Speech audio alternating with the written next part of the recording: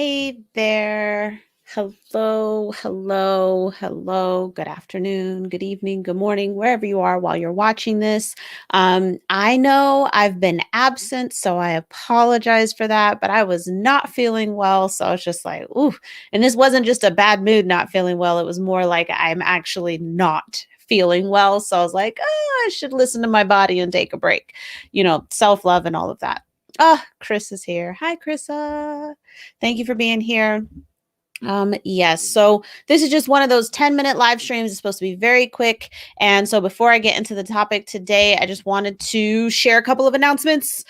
New podcast episode today. The Defiant Business Podcast is what you should search, and you will find it wherever you're typically listen to your podcast. But this is our second interview with Christina Baker, and she works with Dreamcore.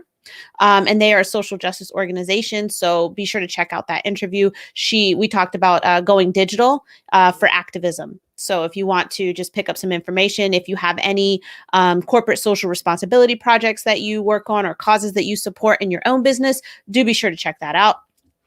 And then finally, I made an offer on my personal Facebook page just yesterday about one-on-one sessions to discover and explore your authenticity blockers, which is what I went live about on Marketing Monday, was things blocking your authenticity, your authentic expression. So if that's something you're interested in, do let me know. I will be doing a more static post in the Facebook group. So if you see it, like it, comment or something if you're interested. But real quick, what we're going to talk about today. Are you a bird trying to swim? Now, please do not give me the whataboutisms because y'all saw the image. I'll put the image back up here. This is not a bird that's meant to swim, right? Look at that. That's a hummingbird. That's a hummingbird, and they don't swim. Okay, so don't come at me about penguins or ducks or anything like that. And by the way, ducks dive. They don't necessarily swim. They swim on top. I'm talking about swimming in the water like a fish, right? So are you a bird trying to swim? Are you a fish trying to fly? No, flying fish don't count. They kind of just leap out of the air. All right, so we've cleared out the whataboutisms. I've had my fun. I just don't want y'all coming at me in the comments with facts. All right, I don't need your facts. So what I'm trying to convey here, again, like bird trying to swim, fish trying to fly. What I want you to think about is when you've gone through any programs or someone else's process, or you've taken a course in the past and you've gone through it and you're like, it's not that this is new, it's that it doesn't feel right. But you're like, but I paid for it. I invested in it. And maybe this is just me getting uncomfortable. Like maybe I'm just getting out of my comfort zone. And that's why this doesn't feel right. Now, this is why I talk about emotional intelligence, because when you are self-aware, when you are more self-aware, you can tell the difference between, oh, I'm a little fearful. I'm hesitating a bit because I'm out of my comfort zone. You can tell the difference between that and this does not feel right for me. My intuition is telling me that this is not right for me. So when you increase your self-awareness, you increase your ability to actually tell the difference between those two things. Very valuable skill. But I want you to think about these programs, processes, and courses that you've gone through in the past, and reflecting on them, you think, man, that wasn't it for me. Like I saw it work for other people, but it was not a good fit for me.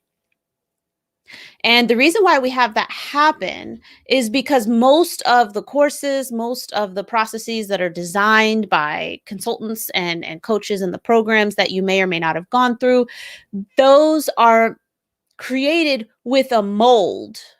Like the idea is that, you go in, what goes in is a business owner who, let's say, doesn't have leads, right? You're a business owner who doesn't have leads. That's what goes into the process. And what comes out of the process is a business owner with leads. But what we're forgetting is that there's a particular mold that they're trying to produce, right? They're trying to produce successful business owner with this process. And the way that they create that process oftentimes is from the standpoint of how they can maximize their profit while minimizing their time spent. Yes, even coaches. Like if you've ever been in a group of coaches, it's like, hey, like I'm doing all of this stuff. How can I like maximize my time? How can I scale and all of these other things?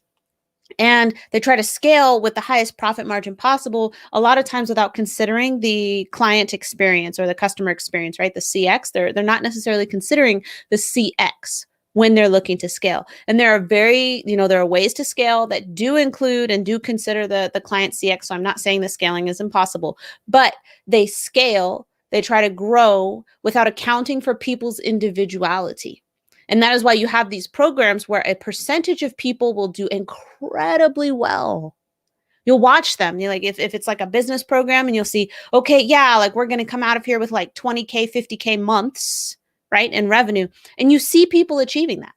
You see people achieving that. However, you see a greater number of people who don't. But because other people did achieve it, everybody feels as if it's their fault. And typically the people who run these programs do not try to dissuade you of that.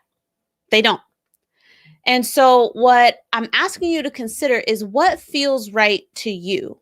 And it may take you a bit more time to find it. It may take you a bit more time to find it.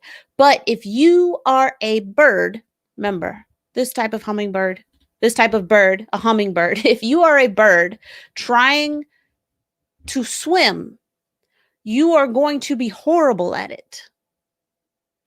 You're going to be horrible at it because you're not built for that. That's not the way that you are.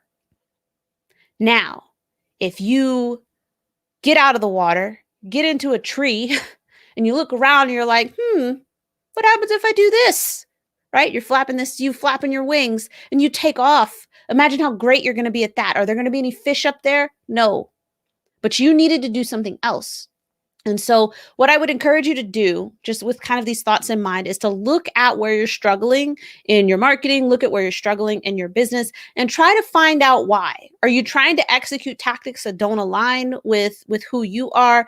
Are you being where someone said you needed to be, a place where you're not necessarily comfortable, where it's not as easy for you to show up and be authentic? Try and look at your environment, your internal environment as well as your external environment, and take a look around and see, like, why is this not working for me? Is it a lack of consistency on my part? Is it an actual limiting belief? Because it could be. Or is it that you're trying to do something that is not meant for you to do, that you should actually be trying something else? And so, yes, of course, I always talk about consistency. You want to be consistent in the things that you do, but you also want to leave yourself some wiggle room to experiment and try different things. You can't know if it's going to succeed, if it is, your fish to water, bird to air type of experience, unless you actually try it. So that's all I have for you today. Again, remember, do be sure to check out the Defiant Business podcast, because we've had 2 new episodes released this week now. A Marketing Monday, which was the lowdown on Clubhouse, and then our second episode with the wonderful Christina Baker. So please do be sure to check those out, and let me know if you're interested in the Authenticity Blockers discovery session. This is it for me today. I will catch y'all later.